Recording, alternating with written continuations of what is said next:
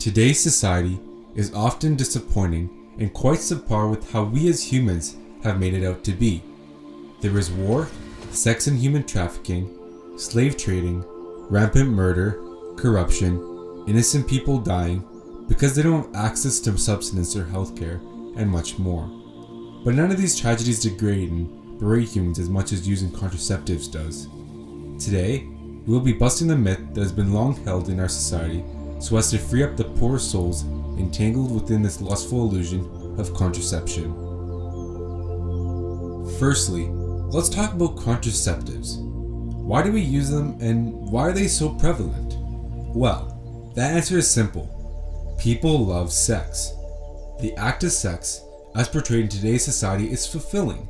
It makes people feel good not only physically, but mentally too. We have ravaged the meaning of sex almost as much as contraceptives have ravaged us. Although this may be the case, we have to look deeper than this. In participating in the act of sex, what are we trying to accomplish?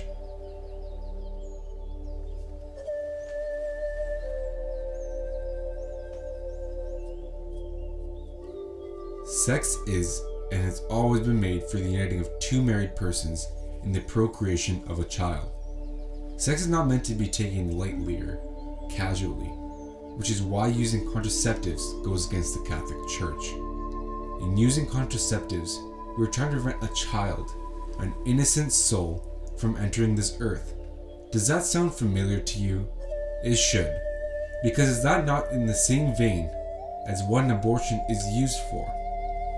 To prevent an innocent child from entering into life. Using contraceptives has the same magnitude as having an abortion. So if that is true, why must we perpetuate the use of contraceptives?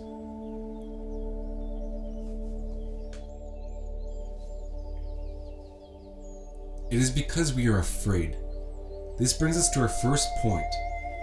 How come understanding that using contraception and preventing kids from being alive is such a hard pill to swallow? It is because we are afraid of the future.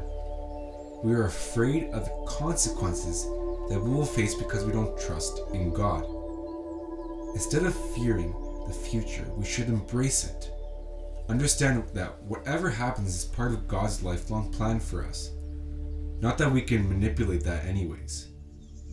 We should take what happens to us in stride. The church teaches that sex is meant for two things.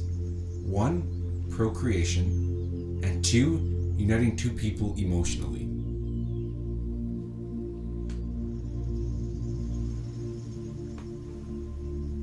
To refute this is to refute the very things that God Himself has taught us.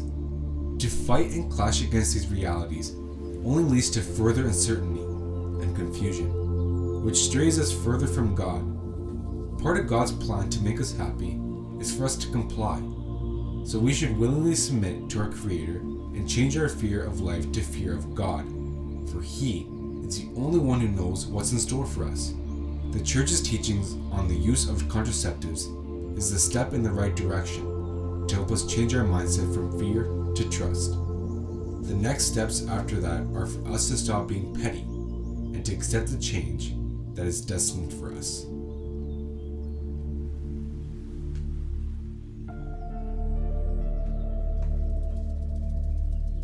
Now that we know definitively the Church's stance on birth control, let's clear up some of the misconceptions that are floating around society, plaguing people's innocent minds.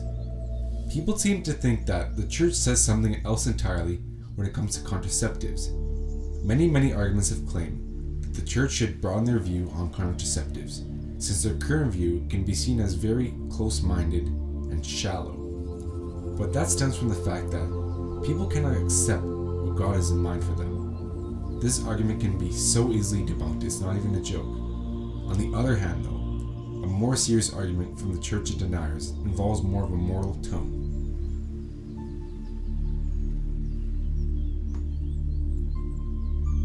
We gain these horrendous misinterpretations because of the different mediums we consume. Everything from social media, entertainment media, and print media is where a lot of our values come from because we idolize these things more than God.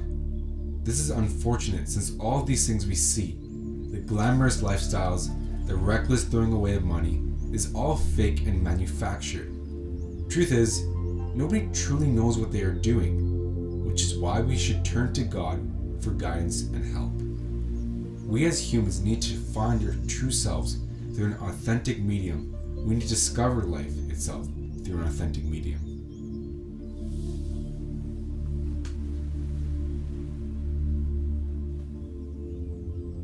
That medium cannot be manufactured or made by us. It has to come from God. Sex as an act has a much, much deeper meaning than the simple plaything we make it out to be as. Sex is not where we can find ourselves. More often than not, it is where we lose ourselves in today's society. Sex is pleasurable, but the pleasure that comes from sex is a byproduct of what sex is. It's just something that happens during sex, not the main purpose. Similarly to food, pleasure is a byproduct. Think, why do we eat food? We eat food to nourish ourselves. Nourishing ourselves is our top priority. The pleasure that comes from eating food is just a byproduct of eating that food. We can also take this a lot deeper than just pleasure. Having too much sex is like eating too much food.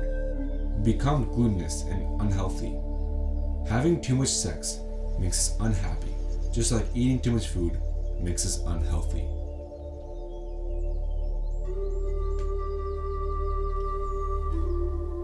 There are real people facing real problems who we can look to for experience on this topic.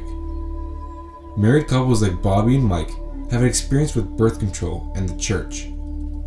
Bobby and Mike were using contraceptives before they turned to God. While they were using them, there was fear present, a fear of the future. Their backs turned to God. Bobby and Mike weren't thinking of what God wanted for them. They just wanted what they wanted for themselves. Eventually, they realized that what they were doing was wrong and realized that God was there to help and guide them. After this revelation, the two stopped using contraceptives and trusted God's plan. The difference between using and not using contraceptives was day and night. Without contraceptives, Bobby and Mike now have 5 children and are happier than they've ever been.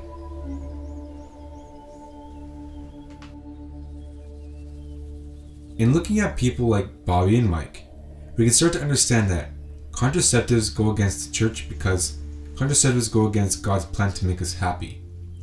Contraceptives, similar to their usage, block us from being happy. The culture of sex in today's society is that of a manufactured one. But like mentioned before, reality cannot be defined by us. We must figure it out for ourselves. Sex cannot be crafted like an art. It is something that happens between two people for procreation and bonding.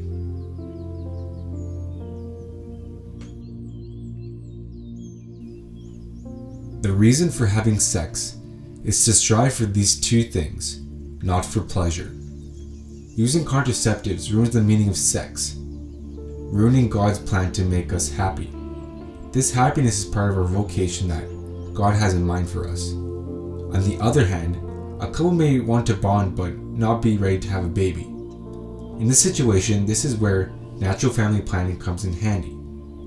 NFP is monitoring the wife's fertility cycle so that the couple knows when to have sex so as not to produce a baby. The church is not against this since it is a natural method of birth control and there's no active action preventing the making of a baby. God made women's cycles like this, therefore He would want us to use that. In addition, if the purpose for sex in this situation is bonding, then the church is not against that since it is not tarnishing the meaning of sex.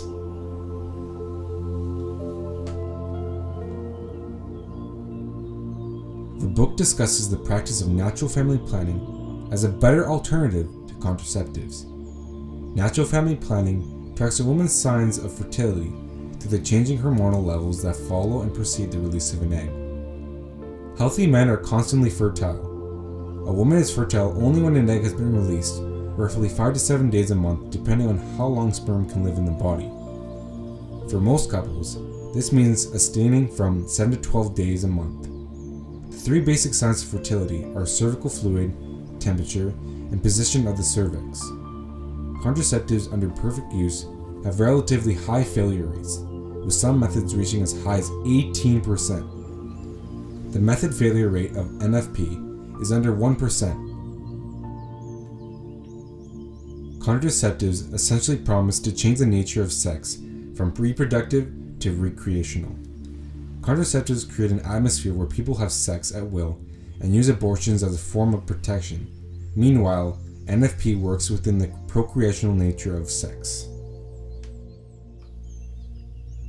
Another couple, Susan and Ed, are shining examples of the positive impacts NFP can have on a family. Some might look to their accidental child as proof of the dangers of NFP, but that was simply the beginning of their journey. They took a class on NFP before their marriage, but were surprised to find Susan pregnant after their honeymoon. They knew that to raise a child in a happy family, they had to use what NFP had taught them about sacrifice in conjunction with prayer to follow God's will. Even in times of great turmoil, such as Ed being laid off and raising a child who cried through the night they preserved, the author credits this to the prayer and trust in God, even when the risk of pregnancy becomes dangerous for Susan, and they were given permission to use condoms from a priest they could not drive themselves to do it. Natural family planning taught them to live their lives in a way that puts the will of God first, and they will continue to preach its benefits.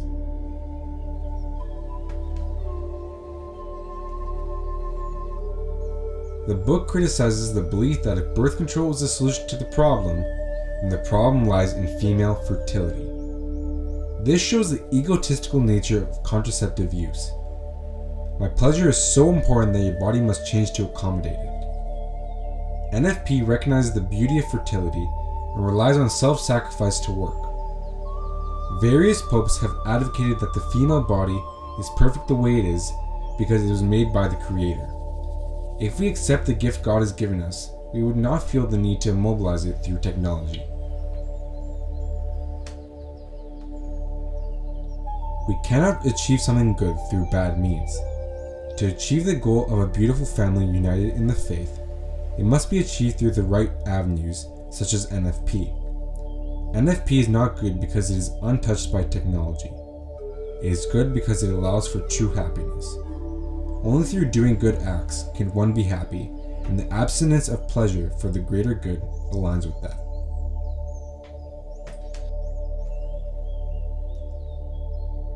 All this talk about the morality of those who engage in the use of contraceptives makes it sound like they are being seen as demons walking the earth.